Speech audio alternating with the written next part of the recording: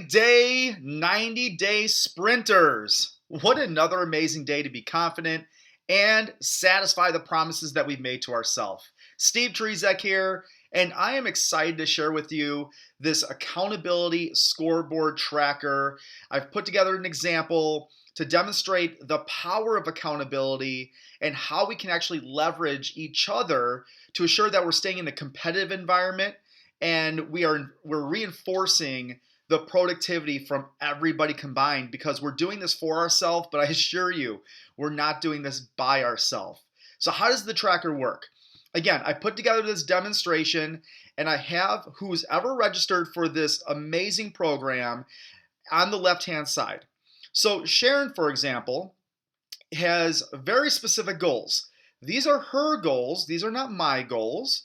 And she's committed to doing 30 minutes of physical fitness activity daily, which is equivalent to 1 point.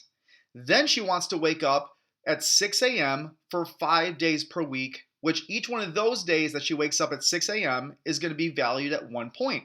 So when you do the numbers for the month, there's going to be 22 opportunities that she's promised herself to wake up at 6 a.m. And then there's 30 days in April. So there's 30 opportunities for her to earn a point from what she's committed to her power promise. How does she have 102% of month to date? Because right here, this red line is going to be that's the baseline. This is what you're hitting, or the expectation is for the month, 81% into the month of April. How do you know? Look at the tally up here at the top. And then right here is Sunday, April 26th. That's when I'm recording this. Yesterday was 81%. So if you have satisfied all of your power promises, you're at 81% of your goal for the month.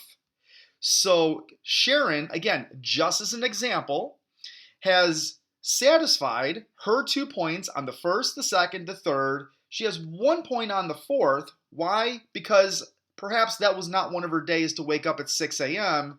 and she does not earn that point for that time. Well, then how do you have 3 points? Perhaps she woke up at 5 or 6 a.m. as she has promised, and then instead of doing 30 minutes of physical activity, she decided to do an hour. She said, you know what, I'm going to take advantage of time. She has more ambition. She's inspired to do more. Or perhaps maybe she missed a point somewhere in the process and she wants to make that up. So you can really have some tremendous control of how you're taking action and leveraging the transformation game. Because again, we're focusing on the roots and we're not isolating the attention to the fruits in our tree of life. So here's how it breaks down. This is fantastic. And of course, there's going to be some questions involved, but this is going to give us a really nice idea of how we're going to be able to watch everybody else's progress.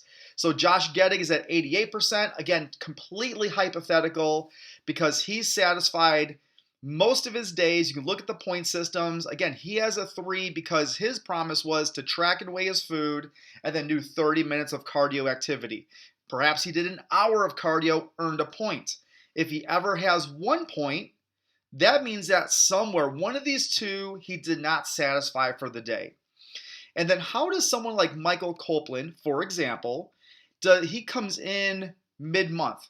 So he started Monday, April 13th, leading into the accountability. So this is nice because anybody can join the accountability sprint at any time, and it's still a level playing field when it comes to tracking.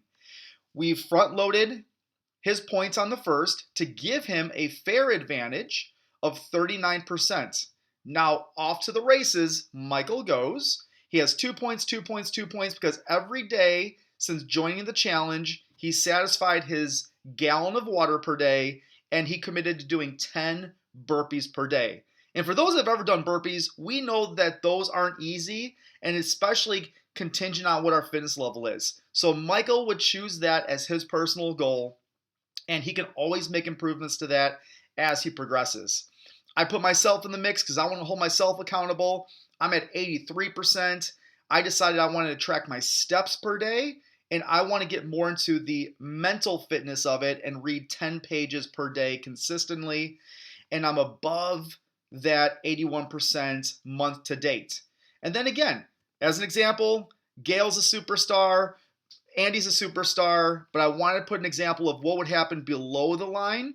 It just merely shows where perhaps those numbers didn't get satisfied throughout the process or through the commitment. And as you can see, Andy started a little bit later than Michael. He started on Saturday the 18th, so he started at 55% for a level playing field. And he has a gallon of water commitment to himself.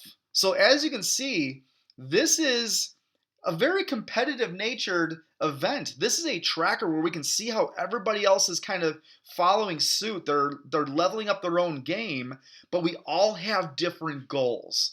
And that's what makes this extremely amazing, is that we're focusing on what our life intentions are, not others, but we're still inspired by everybody else's productivity. So as we finish out this month here, we're going to start with a new month, new tracking, and this is going to be incredible. So I trust that this is going to help you with the walkthrough. And we're learning a lot about ourselves here. We are becoming definitely the healthier, better, stronger versions of ourselves one day at a time, and continue making those promises and commitments to yourself. Make it a great day, and let's make this sprint most certainly one worth repeating. Let's go.